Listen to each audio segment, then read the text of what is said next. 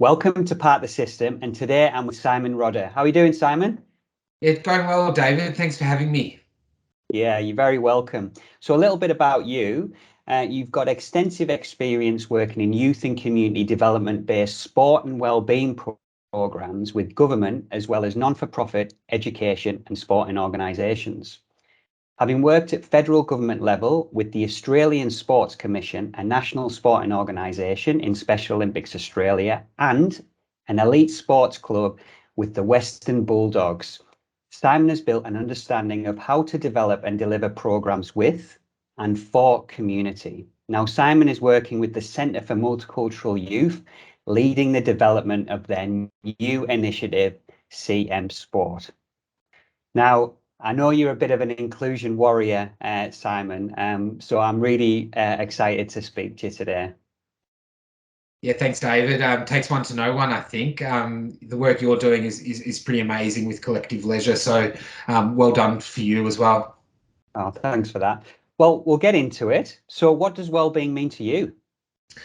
Well, it's interesting. I think at times some of the words that we use quite casually, and I'll pick you up on inclusion, can sometimes be a bit problematic because they can mean a lot of different things to different people. I always say inclusion, you can go around a table of 10 people and actually can get 10 different definitions of what it means. The most important meaning of inclusion is what it means to the individual that is trying to be included or wants to be included.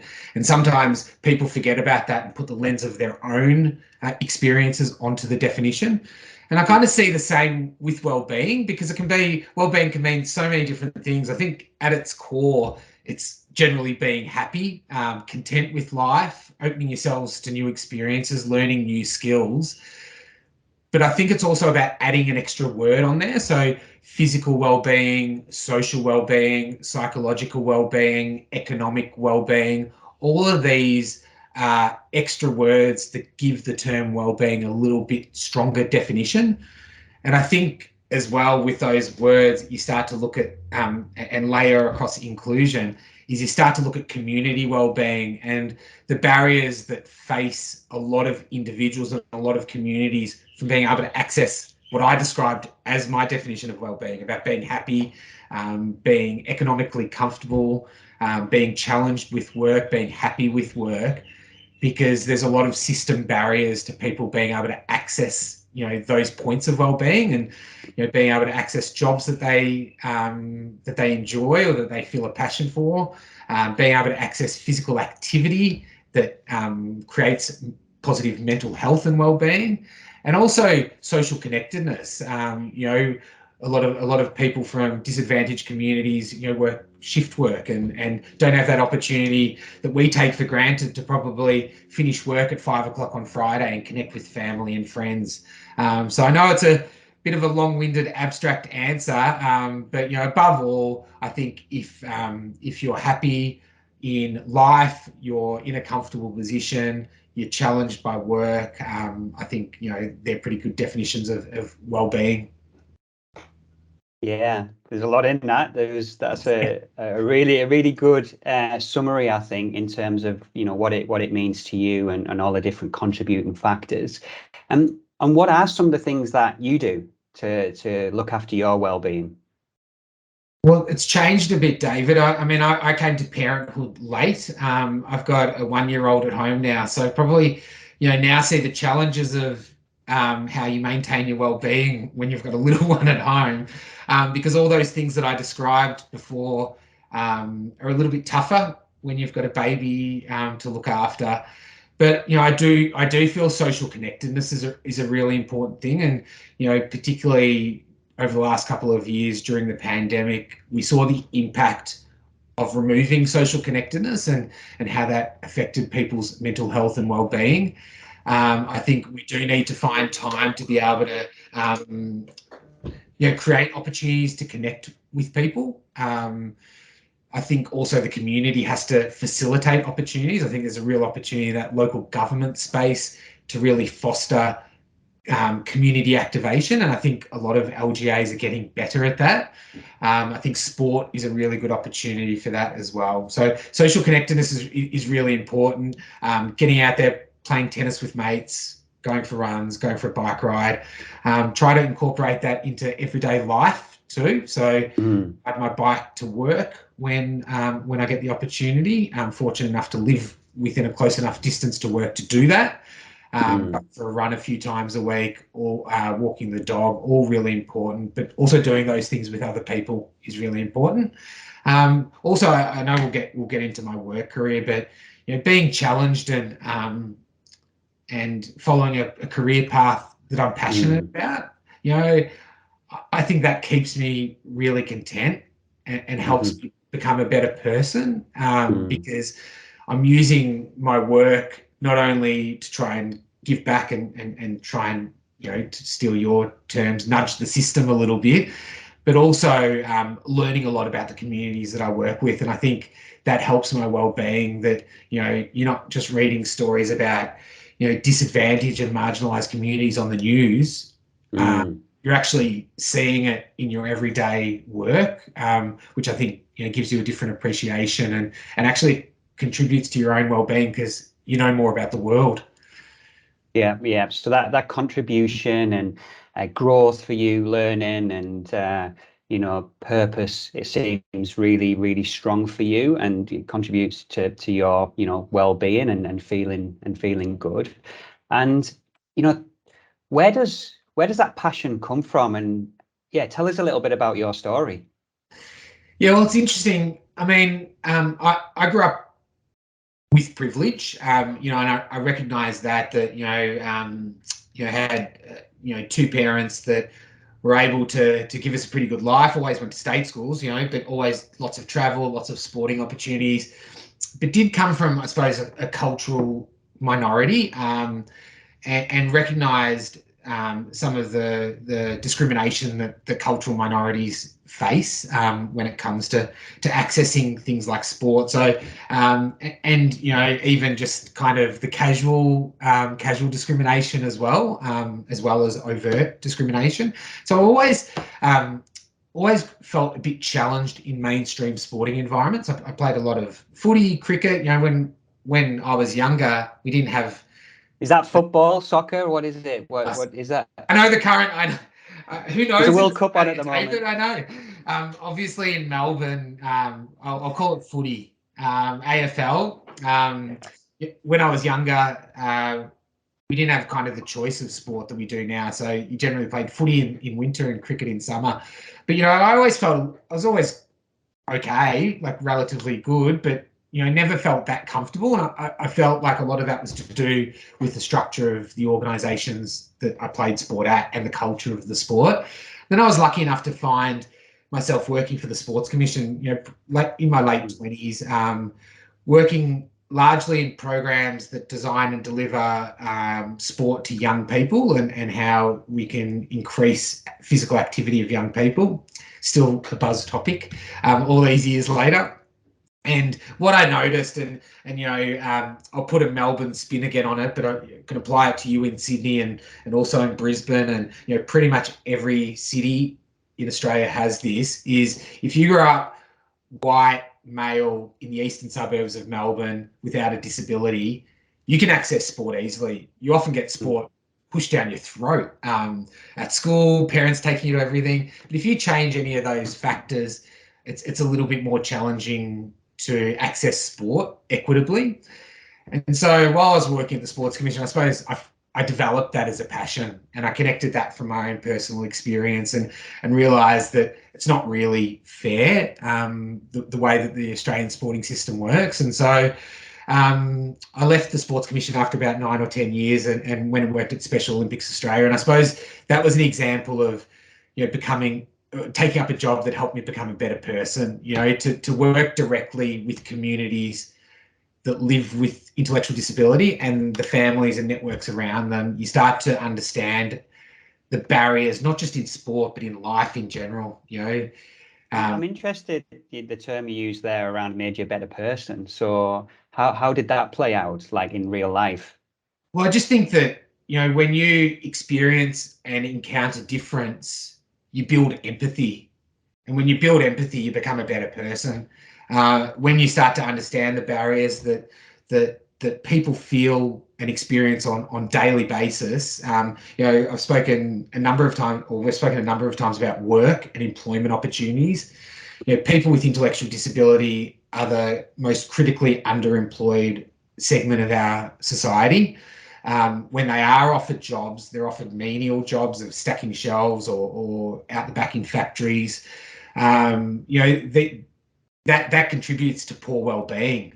So as well as having a significant barrier with their intellectual disability, society puts more barriers onto them with restricting access to opportunities and things like things that we take for granted. Going out for dinner, ordering off a menu, catching the train and having to pay for your ticket and understand where to catch public transport.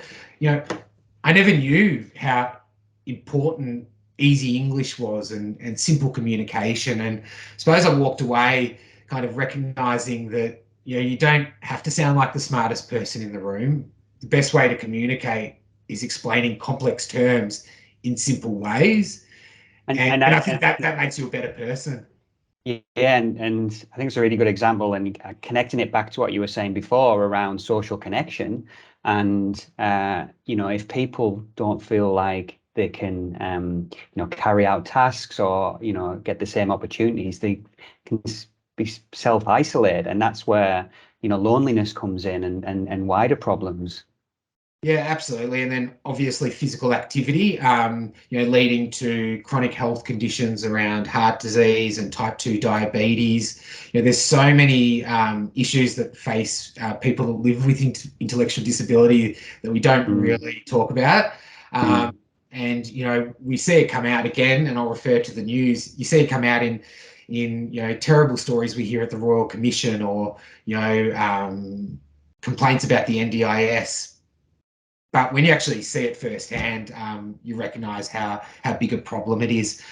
Now, I'm not saying I fixed anything or tried or helped dramatically, but what I did try to do is recognise where some of the systems were wrong in sport, and a lot of that was to do with partnerships, collaboration, and building confidence of people that don't work with people with intellectual disability.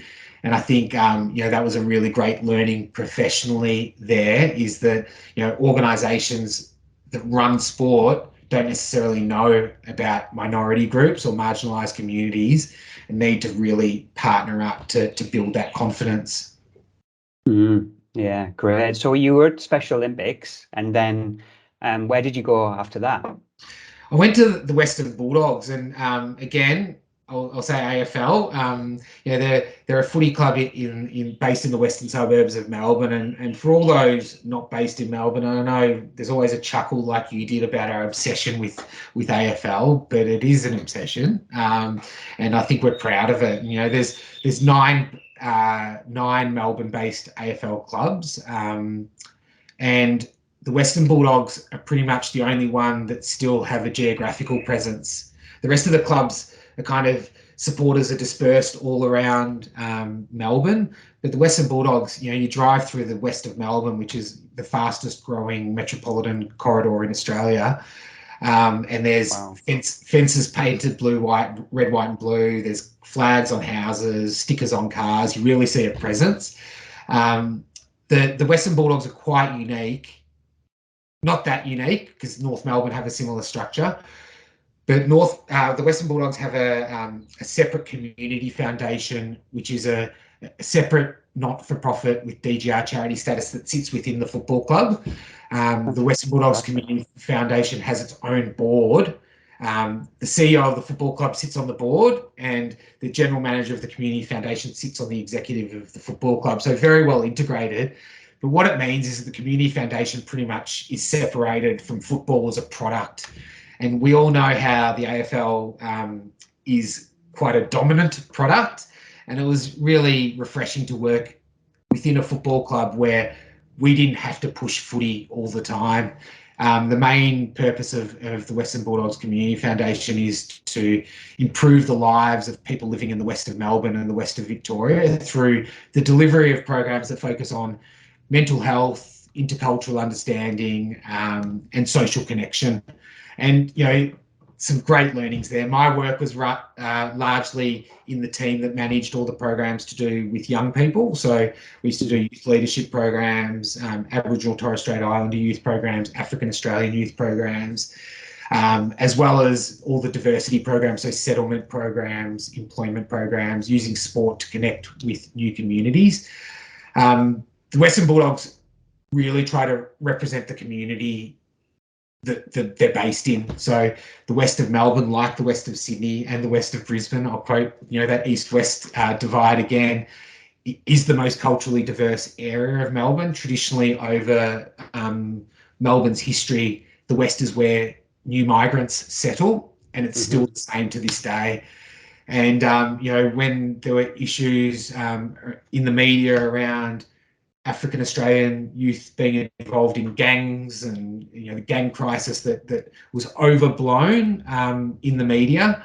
The Western Bulldogs saw that as an opportunity to represent the community and developed with community an African action plan that supported employment outcomes, community connections. We also hosted the Melbourne Voting Centre for the first ever South Sudanese vote at the election. So it shows the conscience of the Western Bulldogs and also the outreach work that the club does. So it was a great experience. Sadly, a lot of my time there was during the pandemic, so I didn't necessarily get to go down to the club rooms and get to meet all the players or bond with the players as much as I wanted. And unfortunately, my time, the Western Bulldogs, who over history have not been the most successful AFL club, they did make a grand final in my time there.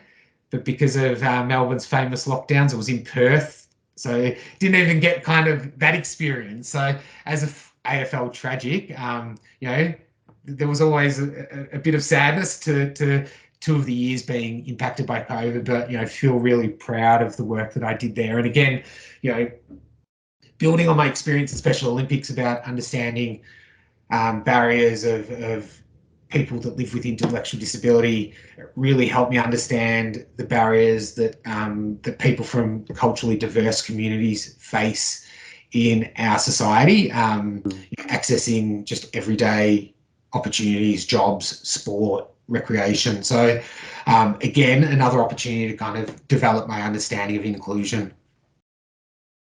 I'm blown away by the work of the Western Bulldogs. I mean, that is just incredible. And you just the words that you use there, and working with community and a whole range of different initiatives, which is just so much more than sport, isn't it? To try and tackle some of these social issues that we've got, and so important to that local community. It's so, yeah, wow. Reflecting on it, there's similar models in the UK with football clubs, where they're really, the really important parts of the community, and can be used as a real leverage point to try and support people that need it most, really, through sport. So yeah, well done. I'm surprised you left. Yeah, well, it's interesting. I mean, just on that topic, I mean, you see in the news lately as well, with a lot of commentary around the mix of sport and politics. And, obviously I'm preaching to the converted here, but sport often gets spoken about as a tool of social cohesion and how we can actually use sport for social change. And I think sport doesn't do it enough. Sport is a connector across the world. You see it happening at the moment with the World Cup, and obviously the issues that surround this World Cup in particular. You look at some of the discussions around sponsorship when it comes to important national teams like the netball team and the cricket team, and we need sport to stand up and be a voice for social change. Could I ask, and to put you on the spot, what is your position on the with Gina and the $15 million that with the women's netball team? Do you think that, yeah, what was your kind of overview of how that played out? Well, I think it's interesting. I think, the media have a lot to blame about not reporting information correctly, particularly about what the core issue was. It gets blurred in with Pat Cummins and Alinta Energy and the cricket, and then it goes into climate change. But actually, could have been a really simple opportunity for Gina Reinhart to lead this country and apologise for comments that her dad made in the 1980s, but she chose not to. Yeah. And good on netball in a challenging situation that they find themselves, that they actually supported the players. Obviously, it shows a few issues around how sporting organisations use the voice of players, because there was obviously a little bit of a disconnect there in originally agreeing or asking the players about what their thoughts were. But they took a huge financial hit, and what it shows, and again, you'll laugh at me here for a bit of patriotism, but what it shows is, if you do make a stand for good, you come out well in the end. The Victorian government obviously came to the party and provided the shortfall that was required in the funding, and I think it aligns well with the vision of Victoria to be an inclusive state, but also probably provides netball with the opportunity to stand by its values as well.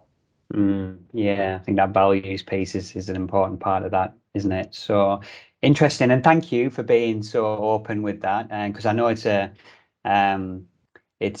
bit of a polarizing topic, that one, but yeah, just really interested. And you can say, sorry to interrupt, I mean, you look at the world, I mentioned the World Cup before, but yeah, talk about polarizing issues, and obviously it's such a great event and people are excited about it, and Socceroos winning the other night, it's one of the greatest things ever, but the celebrations are muted because of the issues that are around the World Cup. So this idea that sport can be disconnected from the social issues, people are kidding themselves. And the sooner that sports administrators, the sooner that CEOs and presidents of sporting organisations recognise this and start to buy in diversity and inclusion and embed it across their organisations, the better sport will be. I agree, and I think sport's just a reflection of society, isn't it? Yeah.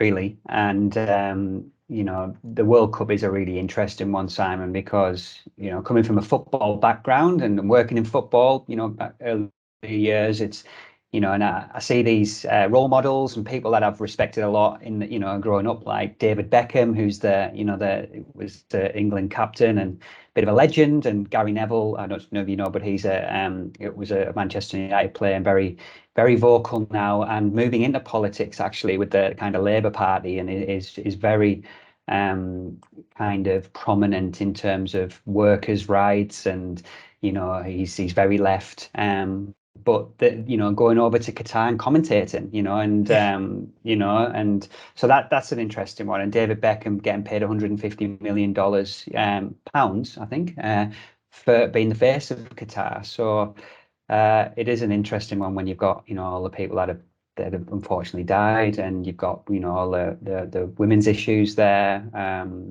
But at least it brings things to the conversation, and I think that's awareness is sometimes the starting point, isn't it, to changing this type of stuff. So yeah, we'll see how it all goes. Yeah, absolutely. And now that you're at Multicultural Youth, yeah, tell me a little bit about that and where the organisation sits within the system. Yeah, so the Centre for Multicultural Youth, it's quite a large Victorian-based not-for-profit that advocates for the rights of migrant and refugee young people aged 12 to 25, as well as advocating also program delivery. So some amazing programs around youth justice, mental health, wellbeing, leadership, that really provides pathways into opportunities for young people from migrant and refugee backgrounds. Like a lot of not-for-profits, government and funding agencies have been telling CMY for years, so I'll use the acronym CMY, to start to look at how to create sustainable models for program delivery. Not-for-profits generally just don't think like that.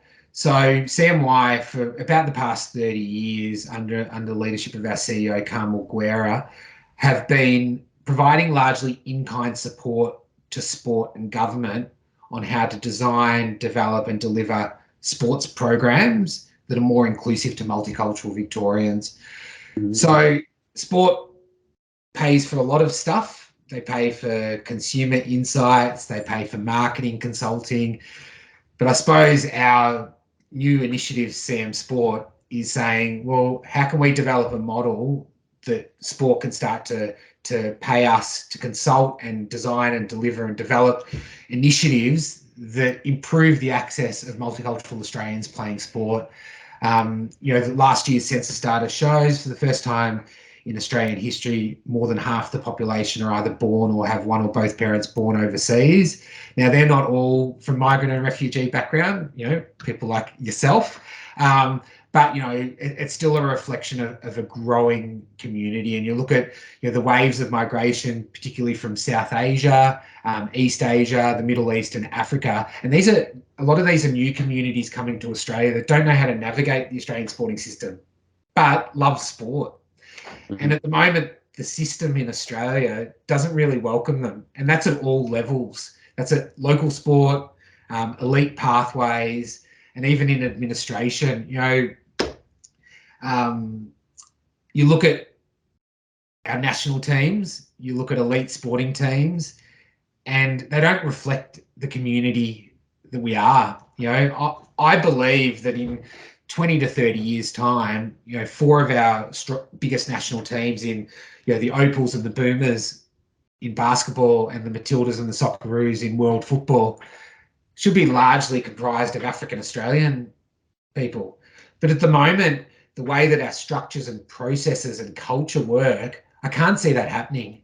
And so we really need to start to advocate for better pathways, for more inclusive pathways, and also to start to change the culture of organisations to create more welcoming environments at a local level, through the pathways, and at an administration level. We need more people working in sport organisations that reflect cultural difference.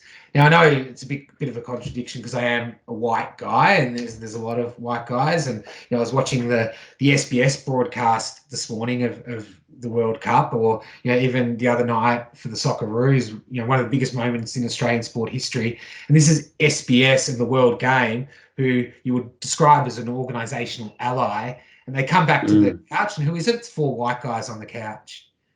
Now, you're telling me that there isn't a Matilda that has enough media experience to be able to get on board? Or, is there not someone that has played football in Australia from a culturally diverse background that they can get on the panel to talk about sport? So it's about representation in the media, representation in administration that can start to impact how people feel comfortable playing sport. And then, there's a whole separate argument around the cost of sport and how people access sport and the changing face of sport, outside the traditional pathway system. So CM Sport is looking at how we can impact change, make systems change, work with national, state, regional sporting organisations, with government, to see how we can start to impact policy, procedures, innovate new programs to welcome more people to sport. You're taking on the small challenges then. I mean, so with this expertise and that you're providing to organisations around diversity, inclusion, and stuff, have you got any examples of some of the clients that you're working with? Yeah, so I suppose the big point of difference that we have at CM Sport, I don't want to deride any other sort of consultancies or business deliverers, is we have a direct connection to community. So within CMY, we have thousands of young people connected to our organisation and their direct families and communities. We have programs that focus on South Sudanese Australians, Pacifica communities, and general migrant and refugee communities. So we do have a direct connection, whereas a lot of, I suppose, consultancies or support services that offer these sorts of advice, have to go out and build that. Mm-hmm. So that's one point of difference. But examples are, we're kicking off a project next week, which is developing a model of a community of practice, and we've got Basketball Victoria, Table Tennis Victoria, and Tennis Victoria joining us on Monday. All three very different sports with different opportunities, but recognise the need to improve cultural diversity at certain levels of their sport, whether that be administration, coaching, or participation. Mm-hmm. That project will involve them sharing their experience, but also building knowledge and actually being quite open about their policies and procedures. We're going to be running interviews and focus groups internally, but then also with some of the target groups that they're aiming at, to understand why they're not engaging in the mainstream pathways in sport. All up will be a 6-month project. We'll end up with an action plan and a report to try and implement some practical initiatives to support those sports in improving cultural diversity. So that's kind of an example. There's also some great opportunities at the moment in the anti-racism space. You look at community sport and also elite sport at the moment, and we're running a few projects around promoting anti-racism and how sport can be a vehicle for changing some of that. At the moment, there's some pretty horrendous stories of racism at community and elite sport, and we need to start to fix that. Fantastic. And how many staff have you got at CMY? Like, what's the structure look like? So CMY largely separated into sort of outreach, program delivery as an area, and then policy and advocacy as another area. All up, we've got about 140 staff members, which is quite a lot for a youth-based program. And that covers, education, as I said before, education, youth justice, leadership, mental health, and then also specific cultural groups. So there's, and my role is to work across all those areas to help, influence the way they connect with sport too. So, you've got the internal work as well as the external work. Yeah, fantastic. So we talked a little bit about social isolation and that contributes to chronic disease, but we know, Simon, that 1 in 2 people within Australia have got a chronic disease. And it's not getting any better, unfortunately. So if we could improve the health of well-being, wealth of Australians, and could nudge the system in one way, what would that be for you? Well, I think earlier in the conversation I mentioned around the importance of collaboration and partnerships, and I think one of the biggest issues I've identified, and again, I'll speak from a sport and recreation lens, but I know it applies across society, is around the way funding bodies and governments roll out funding and programs. I don't think they incentivize collaboration enough. And I think, when you look at sport as an example, sport is really good at delivering sport, running competitions, providing pathways. But at this stage, they aren't capable of nailing diversity and inclusion. There's a lot of expectation on sport at all levels to be, obviously child safe standards are really important. That's a high priority. But then you look at areas around gambling, domestic violence, and then you layer on top of that First Nations communities, LGBTQI plus communities, people with disability, and multicultural communities. And there's a huge expectation on sport to be creating environments that are welcoming and comfortable for them all. At this stage, they're not capable of doing it for all those spheres. So how can government and funding organisations incentivise them to work with content matter experts to be able to get to that space, And I know it sounds really cliche. Every event you go to, you hear people like you and I say, if we do our job right, we shouldn't be in a job in 20 years, but they've been saying that for 20 years. And that's because at the moment, sport and government doesn't embrace that collaborative approach. still try to do things in isolation and forget that, people aren't data.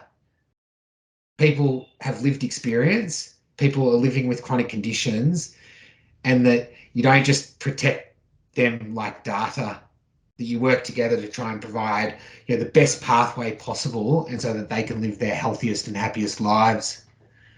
The big question is, how can we get people to work a bit more collaboratively and I suppose look up and see the other parts of the system, whether it's social housing or education, or you talked about domestic violence, because sport, physical activity, we're just one part of a bigger system, aren't we? So yeah, how do we do that? Is what you're saying, when with funding applications, that there has to be a bit more focus on that as some of the deliverables? Yeah, absolutely. I use the word incentivize. We can talk carrot or stick here, but if you're an organization that doesn't have a specialty in a particular area, but you want to run a program in an area of specialty, then you should be forced to partner with an organization that is an expert in that area to support you. And I don't think it's happening at the moment. I think, sport goes out and tries to deliver and run programs that engage targeted communities without that collaboration, because it's not necessarily a requirement of their funding. So I do, and I know it's a big change, but I think if government and that's why I say funding bodies as well. I'm talking philanthropic organisations as well. Is if they start to put it as a requirement with funding, because when you have to report on your funding, you have to report on every requirement. So, I think we're at that stage where we need to really force organisations to do it. Yeah. No, that's really good stuff, Simon. I think I wholeheartedly agree with what you're saying there. And this brings us to the last question. So, a bit more about you, and where do you see yourself in the system, and how do you contribute and influence it? Yeah, well, it's interesting. I mean, I've always been a bit confused on where I want to go with the direct community activity versus, I suppose, the higher level advocacy work. And I suppose where I found myself in this role is squarely in that higher level advocacy work. As I said earlier, we're planning to work with national, state and regional sporting organisations and governments. I'm not going to be able to see that direct connection with community, and I do get a lot of joy in that. One of the reasons why I enjoy working in sport and recreation is because you get to go outside, you get to see people happy and active, and it does give you a real satisfaction with the work that you do. So it sounds a bit silly about, I don't know where I want to necessarily go, but I do know that I really enjoy this advocacy work, and if I can continue to do some of the volunteer and the stuff I do outside my paid job, maybe that can help satisfy that direct community work. But I want to continue to advocate for people from marginalised communities having equitable access to sport. Also to community activities. If I find myself in 10 or 20 years outside sport, that won't be upsetting, but as long as it's still advocating for that inclusive community. Yeah, I mean, thank you for championing for those that need it most. And I've always watched your career, with a lot of, I suppose, respect. You followed you around from the Sports Commission and Special Olympics and Western Bulldogs, and now obviously Multicultural Youth. So I think taking all those learnings and just keep doing what you're doing, because I think it's needed now more than ever. But is there anything else that you'd like to touch on before we finish up? No, but people like you running podcast series like this is really important. I think one of the things that we do need to do is elevate outside our little bubble, and we always say it that the diversity and inclusion in sport and rec bubble is small, and that's why we can continue to follow each other's careers. And I think call to action is definitely to start to rattle the cages, to get people that work outside D&I into these conversations, also to get them to meet and connect with communities that we're representing. And I think that's that important next step, is to get organisational buy-in. Yeah. Excellent. Well, that's a nice way to finish, Simon. So thanks for your time today, and hopefully I'll get a chance to see you in person, maybe when you head up to New South Wales next time. Thanks, David. Appreciate the time. All right. See you soon.